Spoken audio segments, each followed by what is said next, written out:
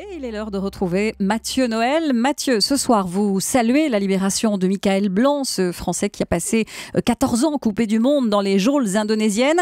Mais vous craignez, Mathieu, que le retour à la réalité soit rude. Effectivement, Isabelle, ne nous voilons pas la face. Après 15 ans coupé du monde, le choc risque d'être terrible pour Michael Blanc, qui a été arrêté, je le rappelle, en 1999.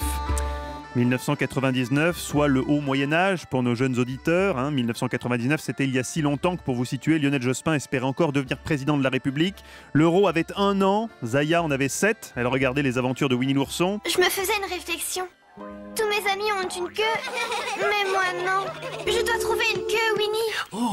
Ceci expliquant finalement peut-être cela. Franck Ribéry jouait à l'US Boulogne en 3e division en 99. Si vous demandez à Michael Blanc de citer un grand buteur, il vous dira Stéphane Guivarch avec des étoiles dans les yeux. Bref, Isabelle, on s'inquiète beaucoup pour la réadaptation de Michael à 2014. C'est pourquoi, dans l'esprit du film Goodbye Lénine, nous avons créé le CMD-MJV, le comité pour que Michael Blanc ne découvre pas tout de suite que Michael Jackson est mort alors que Johnny Hallyday est toujours vivant.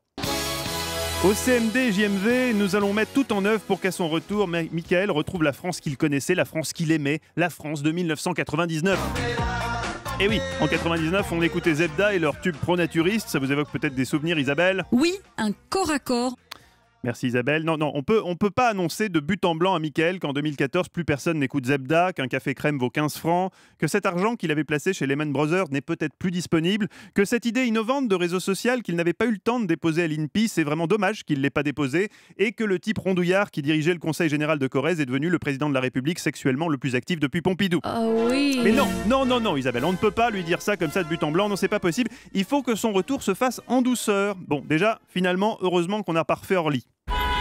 Là-bas, à part le Concorde, rien n'a bougé depuis des années 90. Même l'amiante, c'est toujours pareil, impeccable, il y verra que du feu. Ensuite, le taxi. Bon, là aussi, le taxi, ça devrait aller. En 2014 comme en 99, un chauffeur de taxi, c'est un chauffeur de taxi. Ça écoute RTL, ça vous postillonne dessus, ça passe par Saint-Mandé pour vous amener porte-maillot et ça vous offre sans surcoût l'humour raffiné des grosses têtes. Tu connais la différence entre un pullover et une moule ? Oui, on la connaît.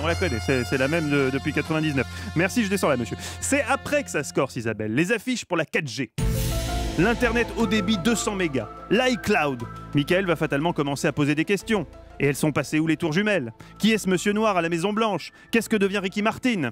Car n'oublions pas que Michael vient d'un monde où Bernadette Chirac est première dame de France et où Patrick Fiori vend encore des albums. Un monde depuis longtemps révolu, sauf sur France 2 le dimanche après-midi. Nana Mouskouri est de retour.